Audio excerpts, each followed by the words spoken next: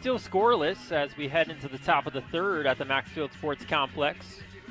Brendan Walker back on the bump, and it just seems like as this season has progressed, he's gotten better and better with more time on the mound. That's exactly right. His control has looked a lot better, but especially the velocity. He came in touching low 90s. It would be the occasional 91 you would see, but now he's sitting 94, can ramp up a little bit beyond that. So his work with Chad Sturgeon throughout his high school and now his collegiate summer career has done him wonders in terms of ramping up the velocity and becoming an elite starting pitcher. And he's looking to go back to school primed to be a weekend starter for the Hatters. Yeah, in his freshman season at Stetson, 14 appearances, 6 starts. So you hope to see that number rise a little bit more. And really, the strikeouts were huge for him this past season at Stetson. 39 strikeouts compared to 17 walks. Now, that walk number is a little higher this summer, but again, he's been able to get out of jams thanks to his defense. You talk about the last inning, a 6-4-3 double play to end things.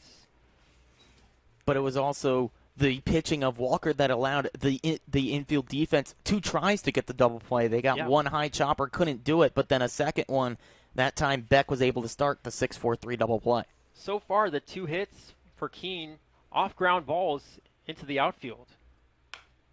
And now Tony Livermore up to the plate trying to change that. And he's a player we highlighted in the pregame.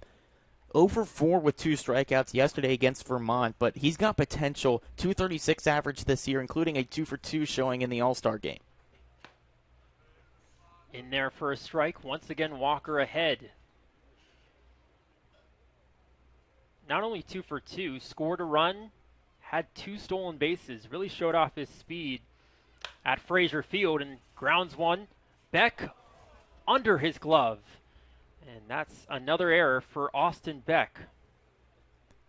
And that one was a play that he really tried to rush. He had some time there, had time, not much, but time to at least corral the baseball and get in front of it, knock it down, but he tried to scoop it up quickly with the glove. The glove came up before the ball got to him. Beck had 2 errors 2 days ago against Vermont. Usually a second baseman, but they move him around as that's a strike now to Brian Padilla. I talked to Austin a couple days ago talking about when was the last time he played shortstop. He did play it in his freshman season at Angelo State before they moved him over to second. And that's another ground ball, this time to Ali at second. Takes a couple steps and gets it in time at first, 1 away. Productive out, though, there from Padilla. Moves the base runner over, especially for a ball club that, as of late, has had some issues scoring runs. So it moves the runner into scoring position here for the top of the lineup. Padilla does a job, but yeah, you mentioned it's so tough. It's not like riding a bicycle where once you do it, they say you always remember it. Now, I tend to disagree with that. That's a story for another time. But it's tough to get back into the swing of things, especially for an active position like shortstop. First pitch just outside to Brayton Horton. Even though Beck has struggled at times, we've still seen him flash the leather, both against Vermont and at second. 1-0, a fastball called strike on the edge. That's a good frame by Klingenbeck to bring that one back into the strike zone on the border, but presented it nicely to home plate umpire Jerry Garcia. Larry Garcia, excuse me. I have Grateful Dead on my mind, apparently. I was thinking the exact same thing. 2-1 now to Horton. Walker trying to go trucking into the zone here. You listen to more oldies than me. Not fair. Grateful Dead's not even my rotation. That's the thing. Chopped foul, 2-2. Speaking of music, Brendan Walker, a guy who likes to keep to himself, puts on the headphones before the game while everyone else is shacking fly balls during BP. He was in the dugout just keeping to himself, staying focused, staying locked in. This is a quiet guy, but out there on the mound, all calm and collected. And a swing and a miss right there. Another strikeout, make it 4 on the day for Walker. He's looking really good out there on the mound. He's getting a lot of swing and misses, including pitches that are well out of the strike zone. Good movement on that breaking ball, well below the zone, but got Horton to fish at it and that's the second time he's gone down on strikes today. You can just see that he's in such a good rhythm right now.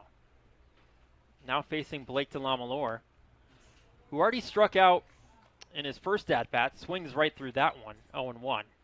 That breaking ball, just silly stuff right there, 79. Took even more off of it. Getting him to chase wildly. 0-1. Goes fastball upstairs. When you have command of all your pitches, it's just so tough to sit on that fastball because you have 93, 94 on the fastball, slider at around 85, 86, and then that curveball at 79 just keeps hitters so perplexed. Breaking ball just chipped foul to stay alive. And for Walker, already up to 4 strikeouts. In his last outing, he had 5 punchies, tied a season high. So already up to 4 today, maybe trying to set a season mark. 1-2, swing and a miss. He's got him again. Brendan Walker, calm, cool, collected, and he's got 5 strikeouts now, tying the summer high. And 0-0 the score still here at the Max. We'll head to the bottom of the third on the NECBL Network.